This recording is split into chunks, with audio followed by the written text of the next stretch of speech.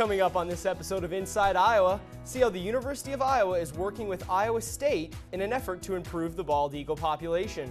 Meet a graduate student who spent her winter break in India studying the water quality in an effort to improve public health. Go behind the scenes with the Department of Dance in a unique collaboration of poetry and dance. Check out the 20th annual Powwow, which is hosted by the American Indian Student Association. See how a university student is making a big difference in a young girl's life. Join students, faculty, and alumni on a polar plunge, all for a good cause. And learn how the Children's Hospital was prepared to handle a girl's kidney failure.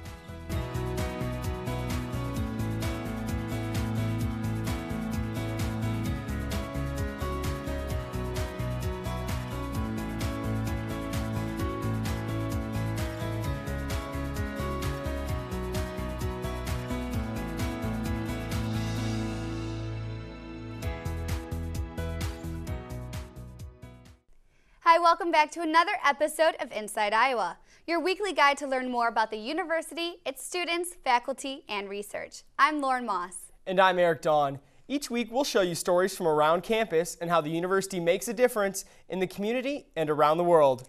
On the gridiron, Hawkeyes and Cyclones are rivals, but the two universities are working together to study and test the lead levels of bald eagles across the state. That's right, Lauren. Iowa is home to over 5,000 wintering and nesting bald eagles, and researchers from both Iowa State and the University of Iowa State Hygienic Lab are examining how and why these majestic birds are getting sick from lead exposure. And keeping bald eagles safe and healthy benefits every Iowan, whether you're a Hawks fan or you root for the Cyclones. Iowa is a destination for many wintering and nesting bald eagles. Each winter, there are around 5,000 eagles making Iowa home.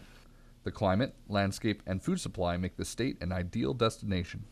We're right in the middle between Canada and the Gulf Coast, so birds coming down out of northern Canada, they're going to settle here because we have little enough snow. The water is usually open for the winter. Raptor centers, like the McBride Raptor Center, take in any sick or injured eagles. There are several raptor centers across the state. The Wildlife Care Clinic at Iowa State University, Schorr, or Saving Our Avian Resources in western Iowa, and the McBride Raptor Center, which is jointly sponsored by the University of Iowa and Kirkwood Community College. All eagles that are brought in are given a thorough medical exam, and experts are noticing an increase of lead exposure in these majestic birds. Every eagle, regardless of whether we suspect lead poisoning or not, we do send all eagle blood samples and fecal samples in. Those samples head to Iowa State University, where researchers are conducting a non-invasive investigation of lead exposure in bald eagles across the state.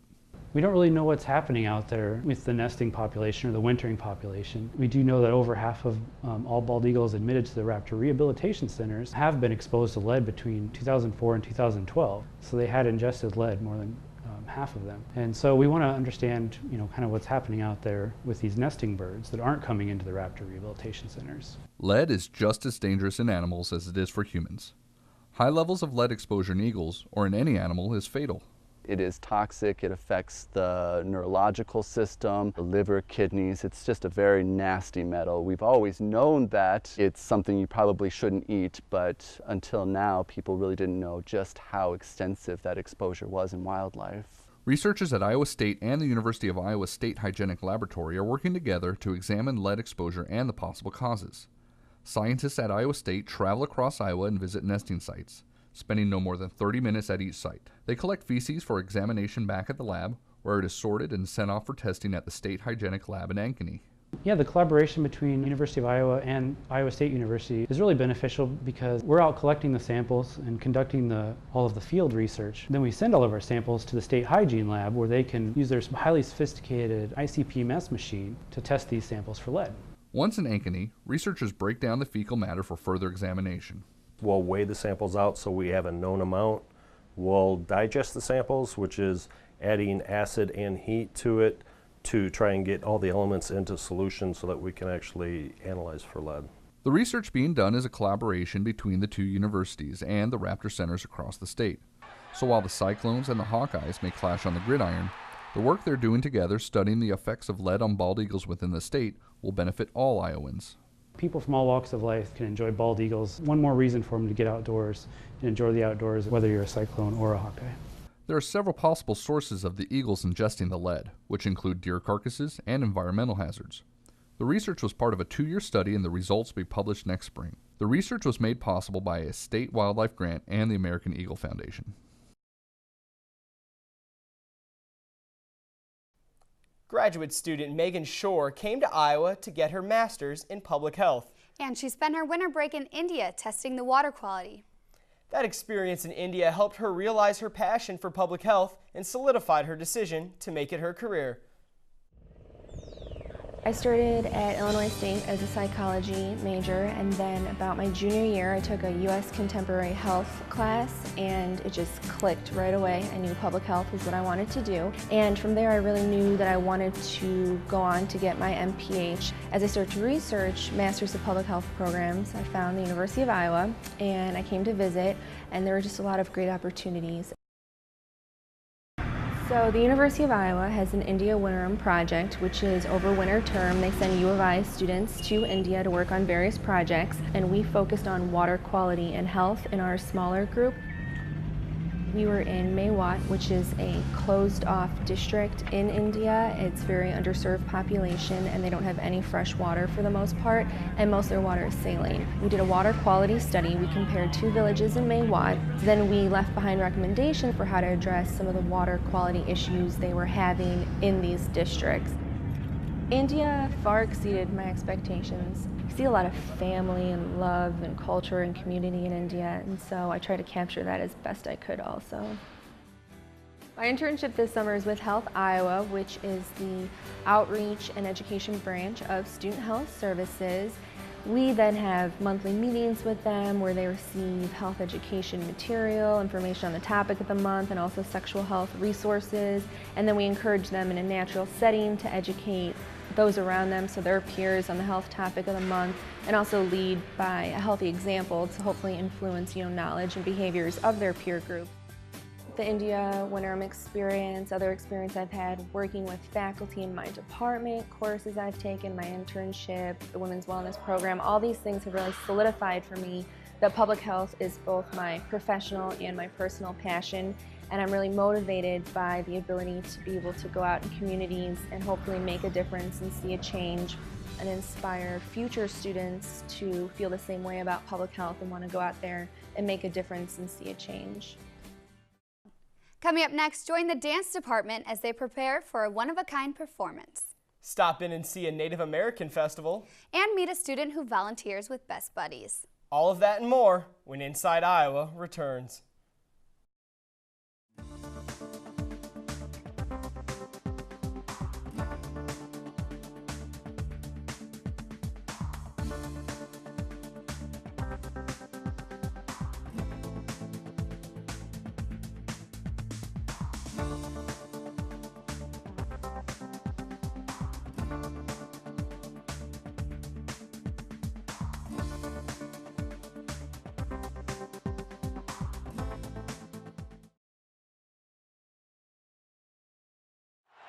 Can Hartlieb and the Hawks do it? Hartlieb sprinting back. It's caught, it's in, the five, a touchdown. I can't believe it. A touchdown to Marv Cook. Holy cow. Can't believe it. 6 seconds to go. Hartlieb to Cook, and the Hawks have the lead. Show your Iowa pride, the Iowa Hawk Shop, where Iowa shops. The ultimate collection of Iowa Hawkeye merchandise, gifts, and apparel. Help support the University of Iowa. All proceeds benefit men's and women's athletic teams and student programs. The Iowa Hawk Shop, where Iowa shops. Show your Iowa pride. Call 1-800-HAWK-SHOP or visit www.hawkshop.com. Tradition. Ambition. Exploration. Inspiration. You feel it when you step on campus at the University of Iowa. The energy and pride of students inspired by our history. And excited about our future. When you join the Hawkeye family, you're a part of it all. Be a part of it. Be a part of it. Be a part of it. Be a Hawkeye. This past spring, dance professor Alan Sainer collaborated with writer Layla Gorshies and New York City choreographer and performer Columbine Maher. Together, they created choreography illustrating a Persian queen named Scheherazade, the famous storyteller of the Arabian epic, The 1001 Nights. The program was put together for UITV and is the second piece made for television by Sainer. Let's go behind the scenes to see how everyone prepared for this original dance in front of UITV's cameras.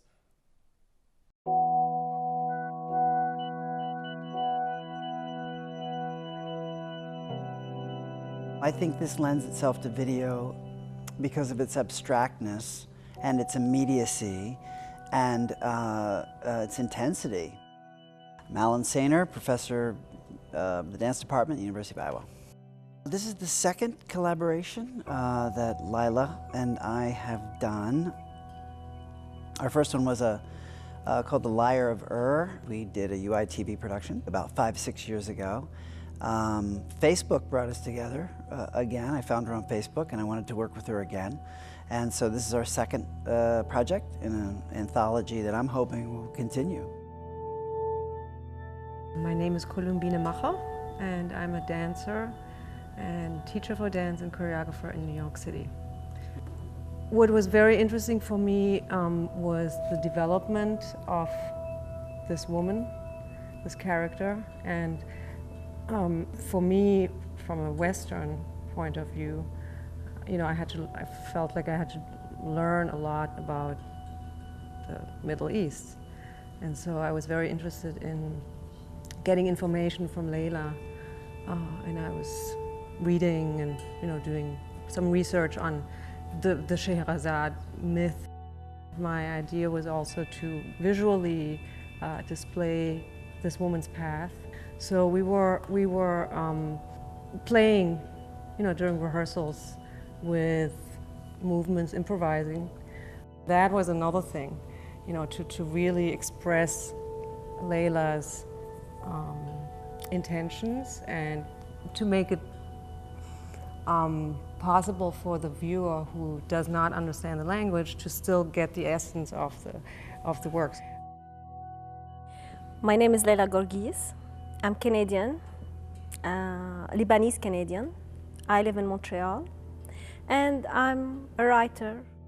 Alan chose three poems about Scheherazade, and with Columbine Maher, and they are doing a choreography, yes, about Scheherazade. It's my first experience with you know, TV shoot, with dance and with choreography. It's something new for me. The movement with the words, it's something amazing. I'm happy to be with them, really, I'm happy. I think I made a good decision to come and to be with them.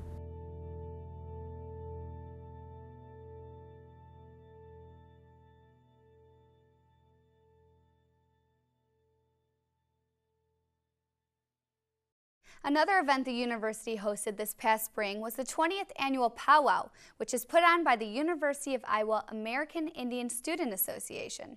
The celebration included colorful displays of regalia as men, women, and children danced to beating drums, while the festivities included food, arts, and crafts.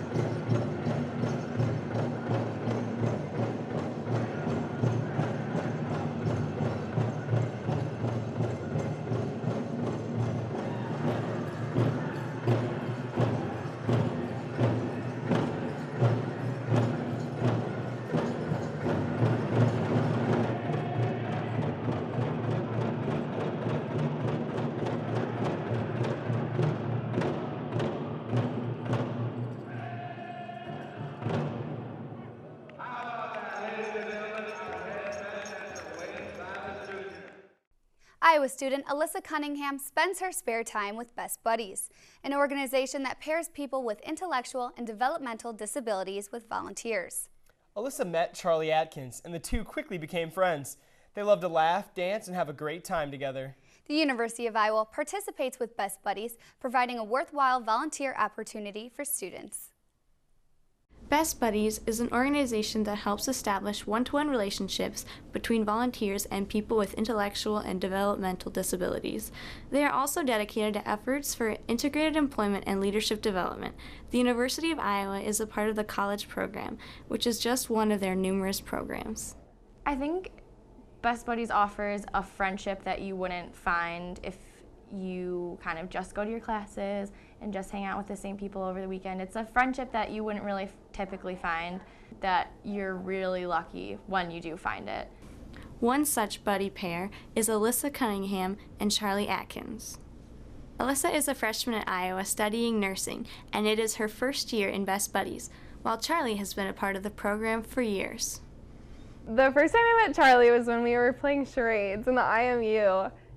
And I think Charlie and I had to do like a baseball skit. And I remember she thought it was so funny and her laugh cracked me up. And I don't know, we definitely connected at that meeting. And then the next meeting we got paired as buddies. So it was awesome. One of my really good buds in high school had autism. And so he was like, everyone loved him in our grade and like he was just like a really good friend. I used to talk to him like every day, and when I came to college I definitely like realized that I missed him, and then the Best Buddies thing came out and I figured if we had that relationship then there were other people out there that I could also form that relationship with. So, and I definitely think I have that with Charlie. The Eastern Iowa Best Buddies chapters, including both high schools and the university chapter, just recently had a prom where Charlie was crowned Queen of the University chapter. I was nervous when they announced it. Many people join Best Buddies in middle or high school, and there are 900 high school chapters across the world and 425 college chapters. It's a lot different in like the college thing, I think. It's so fun though, because there's so many different events you can do, you know, and there's so many different people that want to join too, so I think that's cool. One such event that the university hosts in the spring is called Best Buddies Carnival. During the second annual carnival event, buddy pairs spent time together and enjoyed face painting, games, and even live music. The carnival was created in conjunction with their Friendship Walk and 5K, an annual fundraiser that began in 2009. Friendship Walks have occurred in numerous states and raised over $2 million. For more information about Best Buddies, check out their website at www.bestbuddies.org. After the break, see how Iowa students are raising money for Special Olympics Iowa. And learn how a revolutionary transplant procedure saved a young girl's life. Inside Iowa, we'll be right back. You're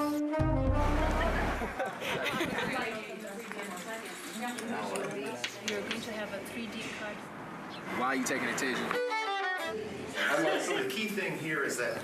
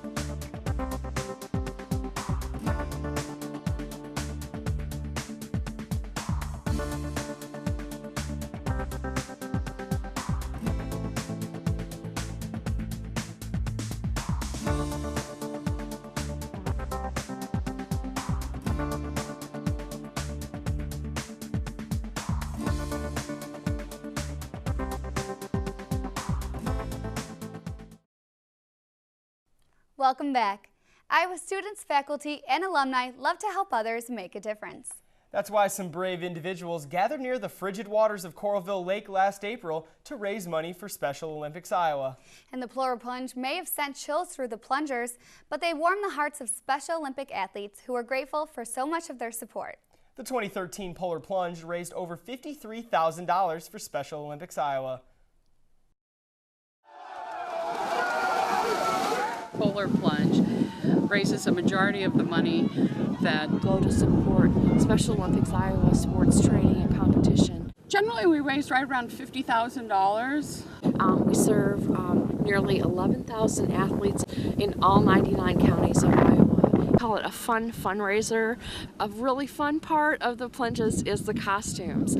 Plungers are encouraged to dress in costumes in their teams. They can win prizes for the best team costume, best individual costume, most money raised, and we also have a category called chickens. If you're too chicken to plunge, you can also raise the minimum $75, and you get a nice shirt, and you're able to stay for the post party, cheer on all the plungers, and just enjoy the festivities of the day. 3, 2, 1, plunge! Special Olympics is so important because, you know, there are people out there that don't have the abilities, and everybody needs to, you know, have that opportunity to go out and try to be the best they can in whatever they like to do, right? So, you know, Special Olympics provides that for people.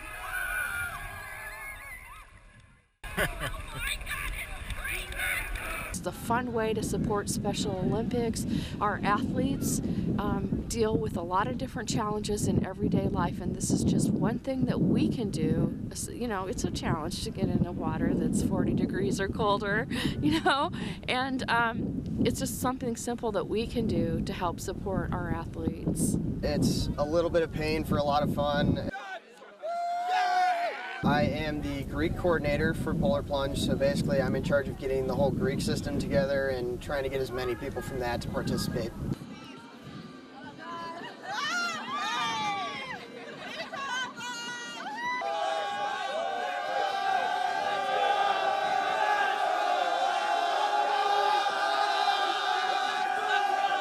Makes you kind of proud to be an Iowa Citian, right? So this is an event that you got to have to raise cash, to raise some money, to be able to provide that for people, and yeah, I love it.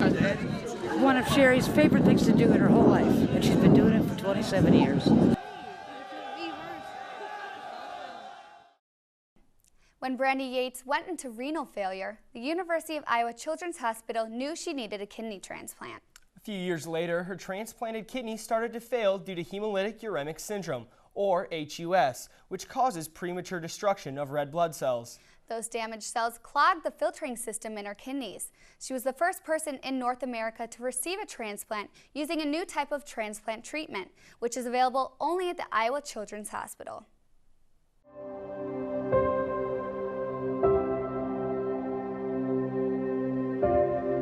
She had woke up with a bloody nose. It took like 45 minutes to get it to stop. We couldn't figure out why she was still bleeding. So I took her to an emergency room that morning. They had taken her blood pressure numerous times, and they kept getting a high reading. And I was on the phone talking to my husband when a nurse, intervened and said, "Oh, Kathy, it's not looking good. They're gonna air flight her to Iowa City, to the Children's Hospital." It's a pretty scary situation. You really don't think much of it until it's one of your family members, and actually you're thinking, what's going to happen. When we got here, it was about 10 o'clock. They told us she was in acute renal failure. Transplant went really well. We had no issues, and then 2 years and a month, we were being told that it looked like her kidney was failing. They found out that she has atypical HUS. They really pushed for her to have another transplant. It was hard on all of us. We always had that little thing like of our head, like, is she okay? Is the teacher going to take us out of school telling us something happened to Brandy or something like that? I remember going over to my friend's house and crying a lot. She was selected for a very different treatment plan, which was only available here at Iowa. And in fact, Brandy has the very unique distinction of being the first patient in North America who was actually transplanted with this particular protocol and with this particular drug. We're going on a year and a half post second transplant. Brandy's HUS is looking very, it's something she'll have to live with because it is a genetic disorder. The whole team, when she's been hospitalized, they don't just treat the child, they treat the family. We loved going and visiting them here at University of Iowa Children's Hospital. You're into this room and it's bright colors, and you see other children with health problems, and you know that they're probably going through things just as hard as your family is, if not more difficult. The doctors are amazing. They're like another thing I can go to for help. Like if my mom and dad can't answer, I can just ask the doctors and they at least answer the best they can. They're amazing. UI Children's Hospital is an awesome hospital. We can't praise them enough.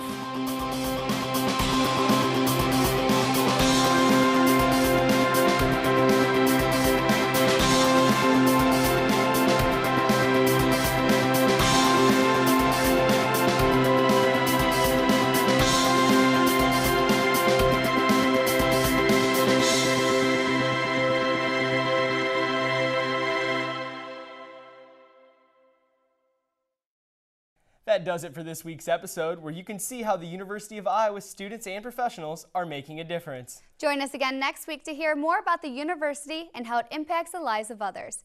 For Inside Iowa, I'm Lauren Moss. And I'm Eric Dawn. See you next week. We leave you now with some sights and sounds from this year's Freshman Move-In Day.